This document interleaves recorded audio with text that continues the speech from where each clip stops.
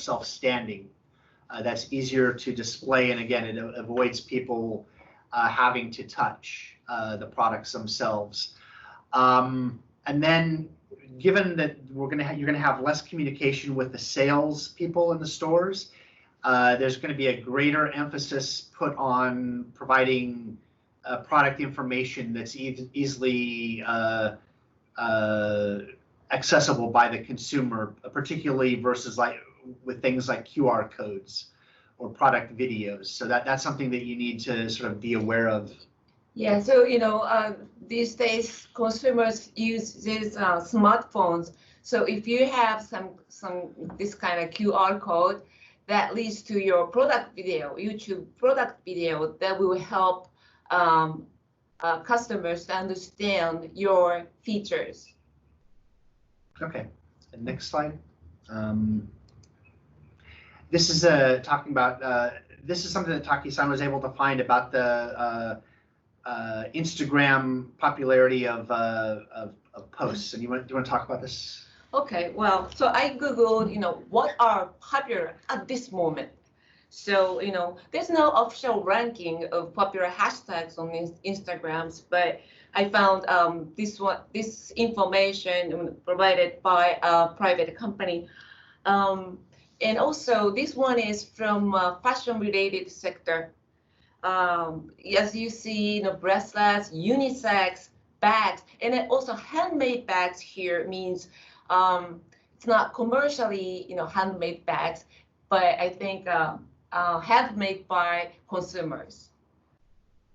And also from the overall ranking, it included state of emergency lifted, also new norms, and masks for summer. Okay, next. And also from the home decoration sector, I found something interesting. I saw many flowers and also plants of the season listed, like iris, iceberg, old roses, those flowers of this season. So I think, Japanese female consumers really like the flowers. Okay. So with those trends in mind, here are some of the product categories that we seem to think have a lot of potential: sanitary products, face masks, towels, handkerchiefs, specialty soaps. Those are things that are going to be relatively more popular now, particularly with that towels and handkerchiefs. That's something that the Japanese consumers are much more consume in much more greater quantities than maybe other markets.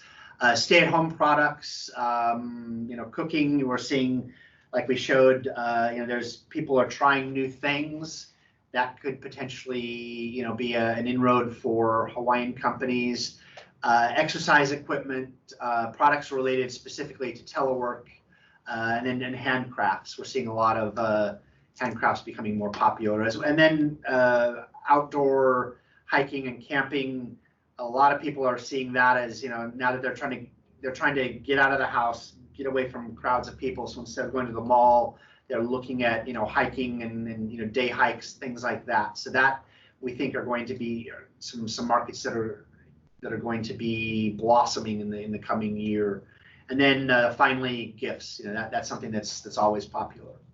Yeah, instead of participating, the wedding reception or parties, people still buy gifts and send them instead of, giving in person.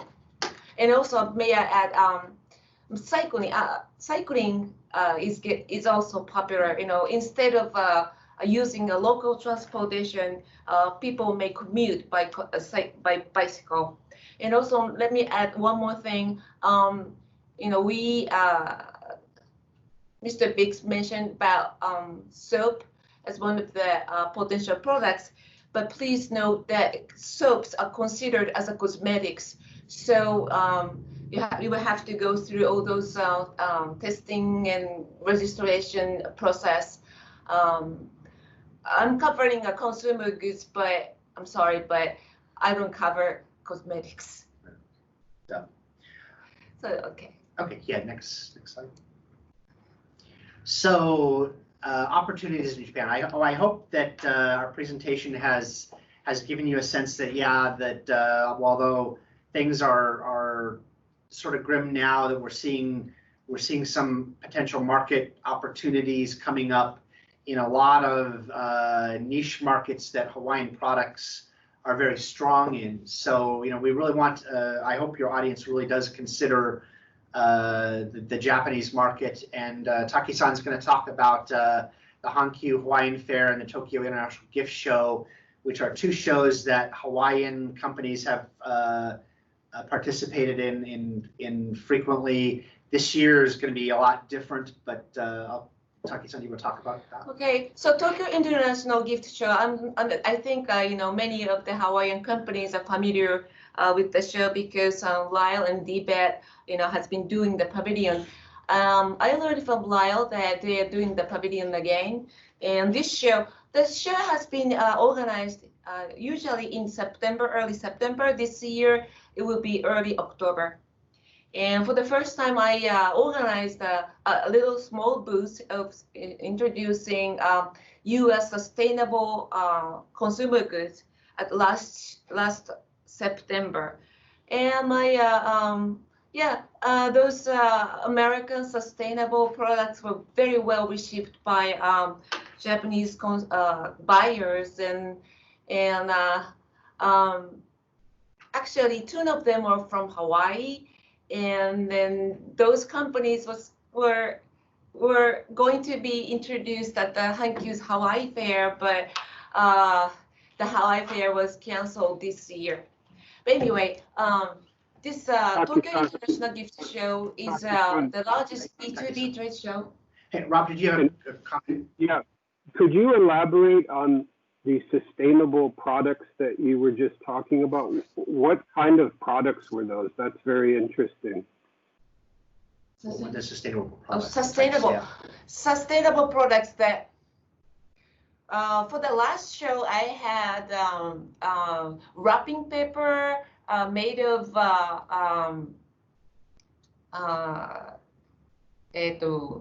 recyclable materials, and also sort of kitchen items that can be used. Can be used instead of plastic wraps. Something that will be friendly to the environment, or something sustainable. I can share the more information later. Yeah. Yeah, that would be interesting for the company. Thank you. Yeah, it was well received by the buyers, Japanese buyers, and also I just received the kind of announcement from the show organizer. They are putting more emphasis on those sustainable or ethical products for the next show. So I'm thinking I will try to organize another booth to introduce more American or Hawaiian sustainable products. Maybe because of this time, I will arrange something online as well. Great, thank you. Okay, so, and let me go to Hankyu's Hawaii Fair. Well, I understand the goal of Hawaii, is to be able to sell your products throughout the year. So in the terms, in the Hankyu Hawaii Fair, it may not be the ideal opportunity, but I think this could be a very good market test opportunity, because in Japan, who are your retail customers is very important to demonstrate your marketability. I've been doing this. I've been introducing American brands, American products to the Japanese buyers for many years, but they always ask one same questions: who carry your products in the US? So your retail customer is very important to demonstrate your marketability, your potential. So Hankyu is very well regarded as a a leading store, especially in the fashion sector. So selling well at the Hankyu's Hawaii Fair, selling well at the Hankyu, kind of proves that your product potential in the Japanese market. So, I'd like to, of course, it's your, decision. I respect it, but I think it's worth to consider as one of the options when you think of, entering a Japanese market. So, as I mentioned earlier, Hankyu decided to cancel the physical Hawaii Fair, but instead they are doing an online, some kind of promotion. They are working closely with Live from Tibet. They are going to sort of, the theme of the online promotion is buy Hawaii and give aloha. So, they will do some kind of promotion of Hawaii this year as well. And also, as far as I understand that they are doing a Hawaii Fair next year. And as usual, the buyers are planning to come to visit Hawaii in late October usually. So if this, COVID-19 things settled, they will visit Hawaii to see, Hawaiian companies. Right, so, and that's something that I know that Lyle, his team has been very involved. So I'm sure that the Lyle will inform you of that opportunity. And Taki-san, actually, Rob and I had a discussion the other day about the Hankyu Hawaiian Fair, and as Rob pointed out, in some respects it is, like you mentioned, not ideal because the Hankyu sort of sees this as a week-long thing, and when it's over, they don't typically stock the goods after that. They have had traditionally a very, very weak e-commerce section, and that has not really been a big focus for them. We've been trying to push them towards doing more of that, and I think this, the fact that they're going to do an online promotion this year bodes well for companies that want to increase their sales and over a longer term. And like Taki-san said, this is a good proof of concept, proof that there's interest in your goods. So that's great. That's great. Yeah. So we are supposed to speak like up to 15 minutes. Oh, how long we got? We are almost close to 20 minutes. Oh, okay. Okay. Well, that's basically it. How to enter the Japanese market. These are some issues that I know Marc's presentation will cover in a little bit greater detail. One of the things you might want to look at, B2B. There's a number of wholesaler sites, and in B2C, that's stuff that Marc's going to be covering in much more depth. Yeah, and also one thing I'd like to mention is that some U.S. companies misunderstands that in Japan there are so many layers of distributions. No, it's especially for the consumer goods. It's very simple. You usually sell to importer or distributor, and that importer or distributor sell to retailers. It's very simple. In some cases, you may want to sell directly to retailers, but it's that simple. Of course, there are some products that have to meet the Japanese regulations, but Japan is not that very complicated. It's very simple. Okay. With that, and you would go to the last slide to real quickly show our email addresses. This is for John Holman in our UZIAC, and then myself and then Taki-san here. Sorry we went a little bit long. Rob, we'll turn it back over to you, and please come. Yeah, we mentioned Lyle-san a lot, but we have John. Yeah. In Honolulu, who can help you with reaching out to overseas markets. So. Okay, great. Thanks a lot. Thank you very much, Jay and Taki-san. Let me reiterate what they said, that if you have interest in working with the U.S. Commercial Service, whether it's Japan or Korea or China or Germany or anywhere in the world, Your first point of contact is John Holman, and his contact information is here. He's based at the Foreign Trade Zone down on Ala Moana Boulevard at Pier 2, and he is your main window into the U.S. Commercial Service, and he will help you get connected with Jay and Taki-san or whatever market that you're interested in. So please contact him first. Okay, with that, well, if you have questions, by the way, please hold them to the end. I see one person has raised their hand so far, but let's try to keep it towards the end. And if you can use the chat function and type in your question, that would be most helpful. So right now, let's turn it over to Marc Fuoti. He's the owner of Big Picture International in Tokyo, and he is an expert on e-commerce and the technical aspects of selling from Hawaii into Japan. So Marc, if you can take over, great. Thank you, Rob. Can everybody hear me? Yes.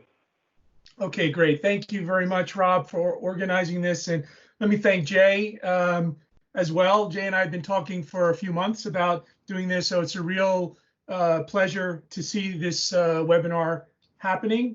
I didn't know about HISTEP. I didn't know the program specifics, but I have been working with the U.S. Embassy over decades, and I've always been impressed by the program. So this one, working with the Small Business Association, seems to be a great facilitator for exporting, for American companies to export. So it seems like on the US side, a lot of the pieces have been put into place. My company is here on the Japanese side to help complete that facilitation of market entry into Japan. And the title of my presentation is, in fact, that successful market entry into Japan via e-commerce. And there's really two ways to do that. One is through setting up your own website and doing an online shop, which I believe the presentation that you heard earlier from Kanzo Nara on e-commerce in general in Japan and setting up a web store was very good. I've seen that presentation. It's excellent. We're going to look at a little bit of a different focus. The other way to enter the Japanese market through e-commerce is through the major marketplaces. And by that, I mean Amazon Japan, Rakuten, Ichiba, and Yahoo Shopping. And I'll talk a little bit in this presentation about the differences between those two strategies. So first, I'll talk a little bit about my company. I won't spend a lot of time here. We basically specialize in e-commerce sales on the major e-commerce platforms, although we do work with our clients on localizing websites and traffic generation to those websites, social media, those kind of things. But our main focus is on those three major marketplaces. We have an experienced team. I'm the only non-Japanese person on my team. We're all bilingual. And we offer a turnkey solution. Now, some of our clients like that. They want to use our, soup to nuts services, and I'll talk a little bit about that. Others want specific aspects of our services, but the point is we can deliver a turnkey solution. We provide the products. We do the selling, we do the marketing, we do the customer service, we do the order processing, we do the inventory management, and basically we send you checks at the end of the month. And we're very much analytically driven. We're communications driven. There are other agents out there doing similar, not quite as much as we do, or not quite as well as we do, I'd like to say, but similar work. But none of them have somebody like myself, an American experienced business person. I've been a business executive for almost 30 years in Japan.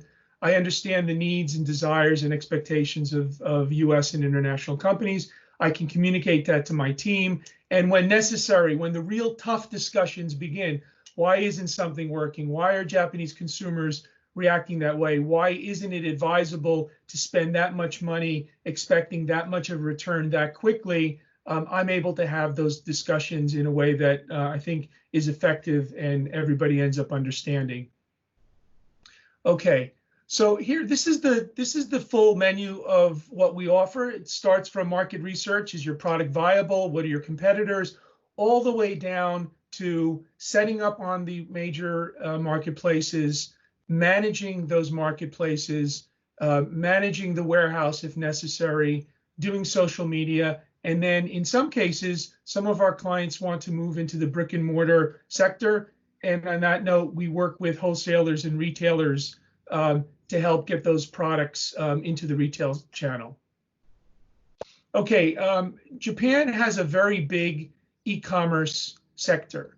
It's $165 billion in 2018. It's growing at about 10% a year, but it's still underrepresented versus the major economies, developed countries around the world, with only 6% of total retail sales. So even though it's large and growing, it's still nowhere near where its potential can and should be. And there's a lot of reasons for that. Jay mentioned about Japanese companies not being prepared for distance learning and work from home. It's pretty much similar. Culturally, Japanese consumers have enjoyed the retail experience for good reason. The retail experience in Japan is probably the best in the world. So the transition to online has been slower maybe than in the UK or other markets, but it's certainly in progress, and it's certainly something that will continue.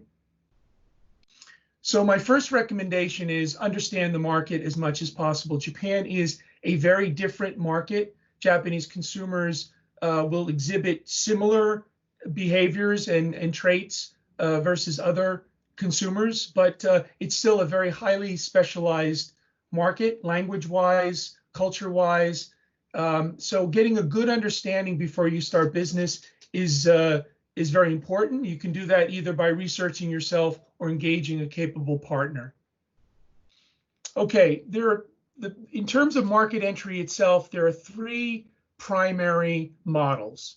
The first one is probably the most common, which is cross-border. You may be familiar with it. It means that you set up a website or you set up an account on the marketplaces, but your fulfillment, your inventory is in the United States.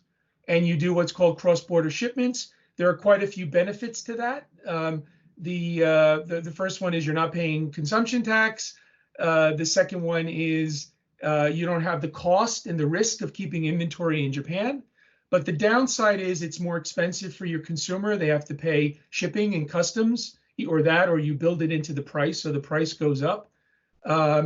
And also it takes time. In many cases that's measured in weeks.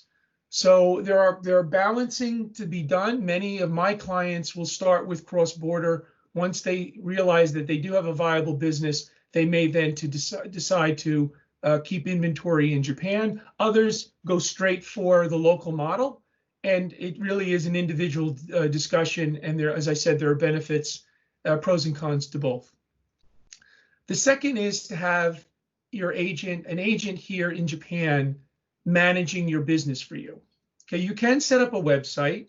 You're an American company. You can create an account on Amazon, and you can manage all that by yourself. You'll need some level of Japanese speaking capability to operate on Rakuten or Yahoo because their management systems are in Japanese. You'll need to be able to deliver in-language customer service in the same time zone here as Japan. So you can do that. You can do that on your own, but in many cases it'll prove difficult or perhaps even not as successful if you do that. So many companies will choose an agent, either to operate and market on their behalf, provide customer service here in Japan, but still fulfilling from the United States, or keeping local inventory here.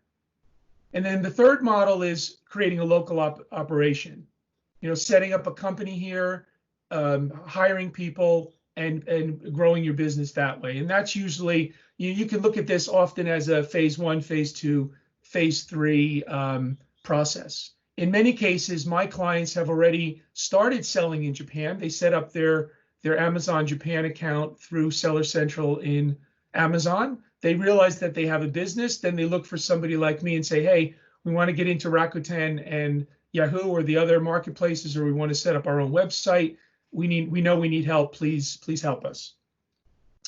So another aspect of e-commerce in Japan is mobile commerce. The vast majority now, probably over 65% of all transactions are done on the mobile phone, and they have a higher conversion rate. So the likelihood of somebody looking at your site on your storefront on your phone and then trying to go somewhere else is less likely. So if somebody goes to your site on a mobile phone, they're more likely to actually buy there. And then top selling products in Japan, they're actually quite similar. Of course, there are some cultural differences. Food products, for example, those kind of things will be much more culturally sensitive. But in general, this is a broad generality. If something sells well in another market, there's a good chance it'll sell well here. So the key takeaways are optimize for mobile, and maybe consider starting with a cross-border model. Maybe start on your own with Amazon. And if you find that there's a business opportunity here, then you can deepen your investment, deepen your risk, but also deepen the benefits and the profits that you'll draw out, and also the satisfaction that you can provide to your customer by having more available here sooner and with a more localized touch. Okay, this is a little bit, looks complicated, but it's actually not. Basically, this is a model of how the cross-border model works with Rakuten. Basically, if you're an American company, you're very lucky, you're very unique, because only American and Chinese companies can set up accounts on Rakuten. You're able to ship product from your warehouse to Japan. Somebody will have to operate the operating system, either an agent or somebody in your office that can handle Japanese. As I mentioned, you'll have to provide Japanese customer service. But basically, everything else is taken care of. And then twice a month, Rakuten will send you your overages. So they'll deduct their expenses and their commissions and the marketing spends, and then they'll send you back your money. Okay, this is what I was talking about, product categories being similar: books, food and beverages, clothing and accessories, personal care, cosmetics. If you look at any developed country's top 10 list, you'll see that this is actually quite similar. Now, within that, the products may differ. Obviously, Japanese will read different books than the average American, but personal care products, well-known brands, they sell equally well here as they do elsewhere. Okay, the Japanese consumer, famous, infamous, I don't know what the right word is, maybe both. They're affluential, they're sophisticated, and they're notoriously demanding. I can tell you that from personal experience, having heard my staff tell me the kind of customer service questions, complaints, compliments that we get. You really have to be on your game to operate successfully here. Having logistics and operations and a good customer service delivery is essential. They are price conscious, certainly more so on e-commerce. The expectations are that they're going to get good prices, whereas in a retail environment, they may be a little less spendthrift. Word of mouth is very important, so reviews are very important. And there are certain cautions that they have about purchasing from overseas websites and even purchasing from overseas merchants. They are concerned about the time it takes to get their products. They're concerned about whether or not customs duties or taxes will be applied and the price may be more than they expect. And they're worried about returns. So one recommendation is, if you are going to pursue the cross-border model, to have an agent in Japan available to receive returns. Because the last thing a Japanese consumer wants is to pay for something, pay the shipping to have it come here, the product is damaged, and they have to pay to send it back to the United States. In English, it then becomes a real obstacle to purchase. So one way to mitigate that is to have on your website or on your storefront to say returns can be made to this address in Japan. So some key recommendations here: provide a wealth of product information. Not only are Japanese consumers sophisticated, they're hungry for information. And it's really interesting because, as I said, we're trading on the 3 major platforms, and the product listings for Amazon are very bare compared to what you will find on Rakuten and Yahoo. There's much more data, there's much more graphs, there's much more images, there are many more videos. There's a lot of information, and the way the Rakuten and Yahoo platforms have been designed is to provide that additional information. And I mentioned here about providing a liberal return policy and high-level Japanese language customer service. Okay, you can see Japan here is the lowest amongst these countries in terms of ordering from foreign websites. That's something that needs to be kept in mind. And these are the reasons, and I think I've outlined most of them. Okay, let's get into the big three here. So, excuse me, between the three of them, they have about 60% of the total market share. But even more importantly, they have about 100% user coverage, meaning that if you're trading on just Amazon, you'll probably reach about 70% of all online shoppers in Japan. And if you're trading on both Amazon and Rakuten, you'll probably reach about 93 or 95%. And if you're trading on all three, you'll probably reach 99.7% of all users.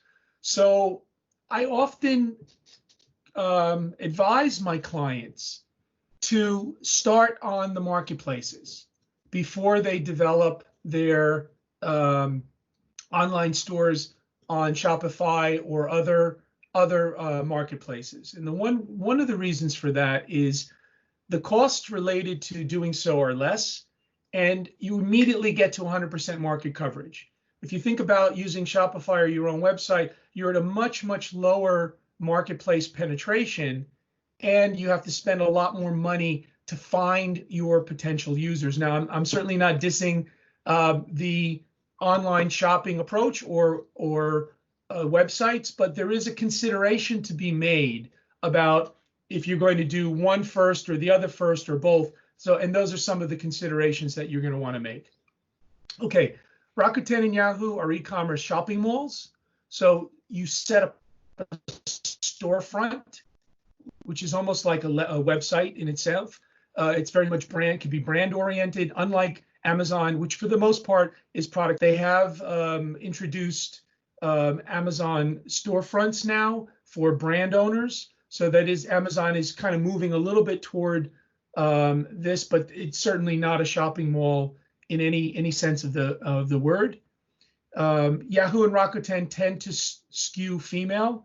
Amazon skews male, which is another good reason to have trading on all three, especially if your products are unisex. Amazon Seller Central's in English. I mentioned the other two are only operate in Japanese. And Rakuten offers a high-level English language merchant support services. You're not quite on your own with Amazon, although you kind of are. Email is pretty much the only way you can communicate. And Yahoo does have a similar merchant support service, but it's only available in Japanese. Yahoo and Rakuten are much more sophisticated marketplaces when it comes to marketing and promotional tools. It's actually quite sophisticated, and mastering those tools requires time and experience. But it's actually quite an interesting environment to be marketing in. Both Rakuten and Amazon allow cross-border sales, although some of our clients that have traded on Amazon using cross-border have run into trouble because delays of shipping, missed shipments that can't be returned easily. They complain, the store ranking goes down, and Amazon suspends their store. It's happened. I've seen it, and it is one thing to keep in mind. And I wonder sometimes if it's because Amazon wants the inventory here in Japan at their FBA service. I'm not trying to start a conspiracy theory here or anything, but it is something that happened. Rakuten embraces it, although you still have to be good. If you're getting a lot of complaints, Rakuten will also potentially suspend you. I've never seen it happen, but that is in their merchant guidelines. Rakuten and Amazon both have internal fulfillment services. Amazon, as you probably know, is called FBA, Fulfillment by Amazon. Rakuten has something called Rakuten Super Logistics. And if you want to trade on Yahoo, you'll need to use a third-party distributor like Amazon FBA or a third-party warehouse. Yahoo's commissions are the lowest. At the minimum, it's 6.5%. Amazon's is the highest at a maximum of about 15%, depending on the product category. So the key recommendation here is to maybe start with Amazon Japan, and then localize your product listings, and then look to expand into Rakuten and Yahoo. Okay, I'm not going to go into too much detail here. This basically is a market entry checklist for you. I believe you'll be getting this deck, so you'll be able to go through it. Market research, product import processing. Our colleagues at the consulate talked about this. Some products will require special import approval and licensing. My company does that. There are other companies that do that. You'll need to determine whether or not your product can be imported easily to Japan. And even if it's a cross-border model, you'll still need to make sure that your products are not violating any import laws, even if it's personal import. If the ingredient is not allowed or a particular product is not allowed, you'll need to know that. It's unlikely, but possible. Okay, so in terms of setting up accounts, as I mentioned, Seller Central is easy. If you have a Seller Central account in any one market, you can easily set up another one. Rakuten will allow US companies to set up an account directly, meaning that the fees that the revenue that you generate will ultimately be sent back to you. In the case of Yahoo, if you wanted to trade here and you did not have a company in Japan, you would need to use an agent like my company. My company would set up the account. We would receive the money. We would clear any costs related to that, and then we would repatriate the money back to you. So that's something important to keep in mind. Storefront development, it is like building a mini a website, and you can see that it's actually quite detailed here. Hopefully you can see this image here. There are companies like mine and others that are experts at developing these storefronts effectively to help drive your transactions. Logistics is a big deal. If you're deciding to do cross-border shipment, you'll need to consider whether or not tariffs or other fees will be possibly applied to your products, and whether or not you inform the consumer about that, or if you're going to build it into the price and just not let them worry about it. Customer services, I've mentioned about needing to deliver customer service in real time in Japanese language, 9 to 5, for example. Amazon, if you're using FBA, if you're using their warehouse service here, they will provide basic customer service about order processing, order status. They will not talk to your customers about how to use the product, why something's not working. So you'll need to augment that. And then marketing and promotion. As I said, Rakuten and Yahoo systems are both in Japanese, and you'll need to have somebody either in your office or somebody in Japan that speaks Japanese that knows how to operate those systems. If you want to have your products in Japan, you'll have a couple of options: Amazon or Rakuten's services, or a third-party warehouse. My company maintains 2 warehouses, one in the Tokyo area, one in the Osaka area. And all these options are actually quite competitively priced. And we've worked with our clients to figure out what the right combination is: FBA to fulfill Amazon orders, and Rakuten Super Logistics to fulfill Rakuten orders, and the third-party warehouse to be the master warehouse and fulfill orders to Yahoo and online stores, for example. That's usually how the logistics play out in terms of being the most cost-effective and the most productive way to move forward. Okay, social media and external marketing and wholesale and retail. I think we'll leave that for another time. That would be if you want to set up your own website, and certainly if you want to, if you've got a proof of concept here.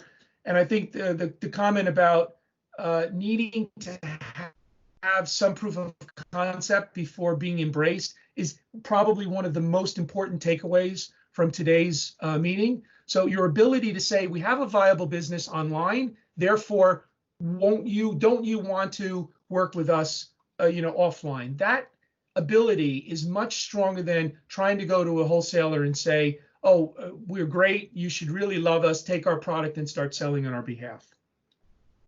Okay, so recommendations. So all of your assets, unlike Amazon, if you're familiar with it, you need a couple of photos and a small bullet point descriptions. For doing broad business in Japan, either your own website or the other platforms, you need a lot of information. What is your brand? Who are you? What videos do you have? Everything that can be utilized.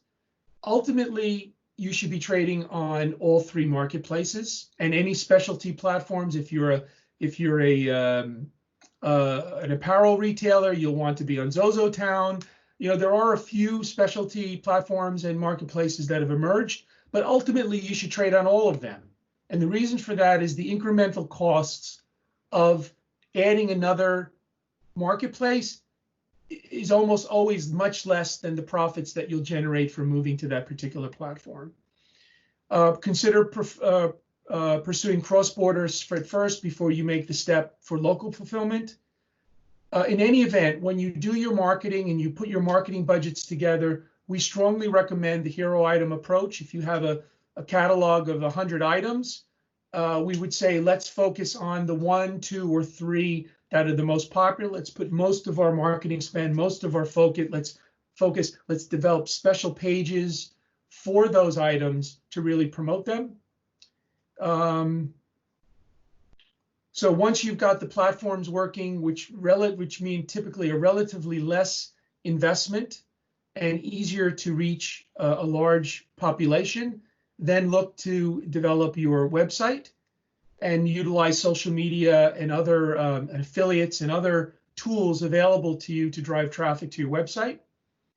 And then once you've got a viable consumer business online, look to do wholesale and retail expansion. So succeeding in Japan is complex. It's competitive. There are a lot of very, very good domestic merchants operating here. So, you do need to work hard, and it does take time to be successful. So one of the things I do with my clients is I try to set expectations and develop market objectives and financial objectives and cost spends that are realistic, and that, if we do better than we think, we spend more, and if we not doing as well, we look at how to pivot and adjust. And price is very important. So we do, as a normal part of our services, we look at what your competitors are doing, what prices are out there, how they're positioned, and you'll need to do the same. So with that, let me thank you and very much appreciate this opportunity. Marc, thank you. That was an excellent presentation and very informative. I know a lot of our Hawaii companies are extremely interested in this topic of setting up an online account at Rakuten or Amazon Japan or Yahoo. I'm glad you brought up Yahoo, because I think that that's probably the first time many of our companies have heard the word Yahoo in several years. But Yahoo is still a functioning, powerful entity in Japan, particularly in the search engine area, and they do have this online marketplace, as you said. While I wait for people to type in questions or raise their hand virtually, I'm going to ask you some questions that I think the audience will definitely want to hear. What is the process of repatriating money to Hawaii after you have an account set up in Rakuten or Amazon Japan? Is it easy to get dollars back when you need it, or how does that work? Yeah, yes, it is, and they've made it easier. Amazon, it's been very simple for Amazon from the beginning. Their system will generate sales in yen and repatriate your money in US dollars. Although I've never been on the receiving side. I've heard from my clients that you have to be a little bit careful with their costs associated with that foreign exchange and cost. But it's basically very, very simple. There are other options like Payoneer. There are other third-party options that I think are less expensive than using the Amazon system. But in any event, that's very easy. Once you set up the account, you nominate your bank account, the money goes back. Rakuten had been very complicated. I really can't tell you how complicated it was in the past. They've completely simplified it as of May 1st, and the visibility that merchants now have on what their sales are, what their costs are, and how much money is coming back to them in yen is clear. They will need to then have that yen exchanged into US dollar when it gets put into their account. Yahoo, as I mentioned, unless you have a company here, you'd have to use an agent like me. We set up a separate bank account. That yen comes into our bank account. And what we found with our clients is we end up using that money to pay Japan-based expenses. And then whatever's left over, we send back to them on usually a quarterly basis. Great. There's a lot of data right now that suggests that free shipping in the checkout process triggers a lot more purchases than when shipping has to be calculated. So in Japan, there's Amazon Prime, which is quite similar to the US model. What about with Rakuten? And would any Rakuten purchase or Yahoo purchase automatically include shipping to the customer? Yeah, another good question. Also recently, Rakuten changed their shipping policy. They have now required all merchants to offer free shipping on any purchase over the equivalent of $35. So you have to include free shipping. Now, of course, you can build the shipping into your price if you want, but there has to be a free shipping option, okay? So we've normally advised our clients anything over 3,000 yen, which is about $27.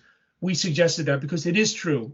Having free shipping is a very, very important facilitator of order, and it eliminates one potential obstacle to order. Is there such a thing as for lack of a better word, Amazon Prime for Rakuten? Does Rakuten have that kind of annual fee that a consumer would pay? No, on Rakuten, this super logistics, and a lot of things happened this year with Rakuten. They revised their merchant billing system. They revised their shipping policy, and they revised their Rakuten super logistics. And now, as a consumer, you don't have to pay anything to enjoy Rakuten super logistic benefits.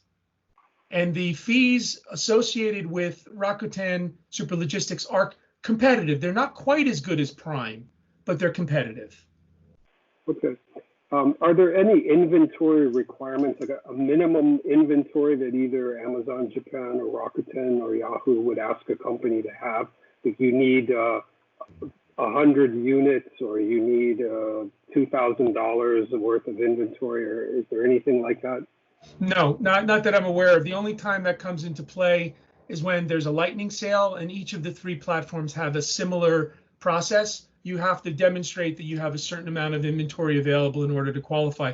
But in terms of just operating your storefront or your account, no, as long as you have one item in stock, that product listing will be live. Great.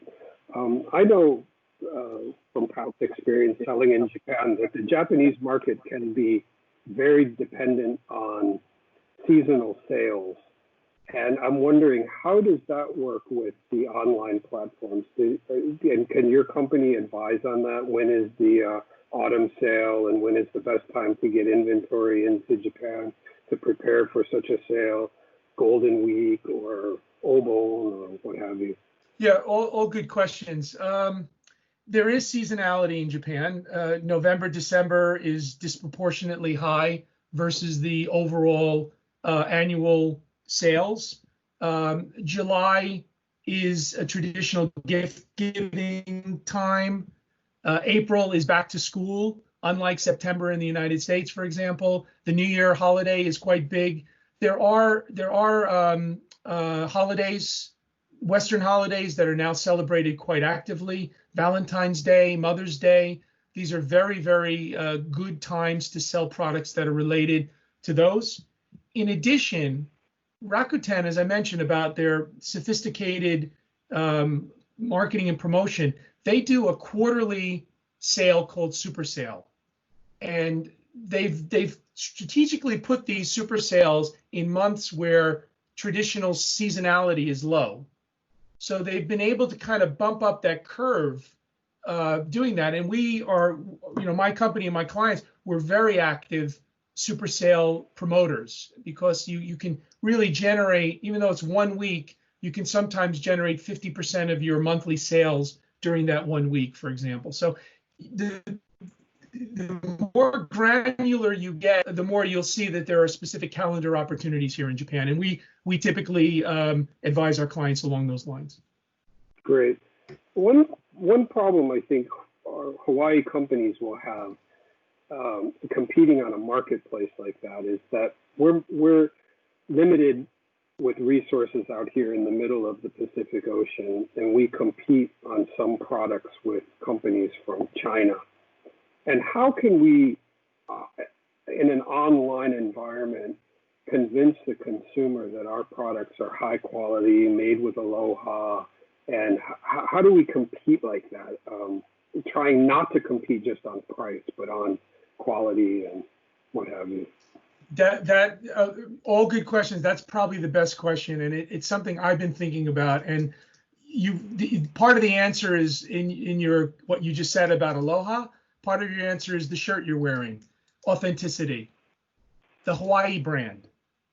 And I've been thinking about this leading up to the to this webinar, and I've talked with Jay offline about this on a number of occasions. There's a couple of ways to go here. Each individual merchant can try to set up their own businesses separately, or and I hope I'm not overstepping my bounds here.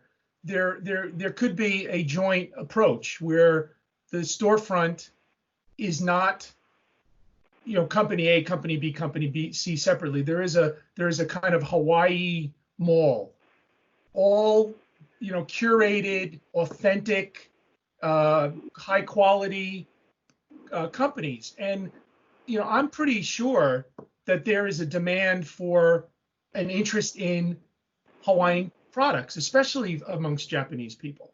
So there are a few ways to do it, but regardless, if you're going to have your own independent storefront or your own independent accounts, your own independent website, relying on that authenticity is going to be key. And whether or not within Amazon, Rakuten, and Yahoo, we can brand it. If you're Yves Saint Laurent, you get your own brand, and everything on your storefront says this is the authentic brand. Don't shop anywhere else. Just shop here, right? I don't know how far we can go with that, but it's certainly an avenue that we would want to explore in any event. Right. Okay. Have you seen during the, let's say, stay-at-home situation in the past couple of months, is there any change in behavior? We saw a little bit in Taki-san's presentation, but I guess I'm wondering, are people spending more time on their laptops and desktops versus their mobile phones compared to 4 or 5, 6 months ago? Do you see anything like that? I don't think so. I think the trend is still toward mobile. Japanese homes, as you probably heard, are very small. So, being in a cramped area with a small computer on a desk somewhere, or as opposed to being on your couch with a phone, is still probably the driving force. But I can only talk anecdotally. I haven't seen the last few months data on whether or not e-commerce sales are growing. I know Taki-san did show that, so I believe certainly that's what's happening. But certainly my clients have seen growth in their online sales over the last 3 months, as an anecdotal comment. Okay, so my last question will be just generally, what do you see as clients that come to you? What are the mistakes that they've made that make them come to you? Like, what was their moment when they decided we're not doing this correctly? We need to talk to Marc about this. Well, you know, to be very honest, I don't think it's that they've made mistakes. I think it's that they've come to the point saying, hey, you know, we have our own website, and wait a second, there's 20% of the people that are coming to our website are Japanese. How did that happen? Or they've been trading on Amazon and they decide that they're going to do something in Japan, and they set up on Amazon and suddenly they're getting some traction and they're getting some sales. Oh, how do we expand? So I think that's the vast majority of instances that I've experienced. Now, there are mistakes that some people will make. They'll send too much inventory here, or they won't send enough inventory. I mean, those kind of things are just normal, you know, learn as you go experiences that are unique to each one. But I haven't really seen it so much that mistakes being made as opportunities have been identified. Okay, great. I think with that, we're going to wrap it up. I don't see any other questions here that anybody has typed in. Now's your last chance if you have a question for Marc or for Jay or Taki-san. Otherwise, Marc, can you put your presentation up just so everybody can write down your email address one more time? And we will make the presentation available so that everybody has your information and John Holman and Jay and Taki-san's information. But with that, I'd like to close and thank you very much to Marc. Thank you for Jay and Taki-san at the consulate in Osaka-Kobe. We really, really appreciate it. This was an incredible amount of really good information that our Hawaii companies need. And I look forward to doing a similar talk with you again in the future, because I think more of our companies need to hear this live from you. So thank you again, and we look forward to seeing you soon. Aloha. Thank you. Thank you, everyone.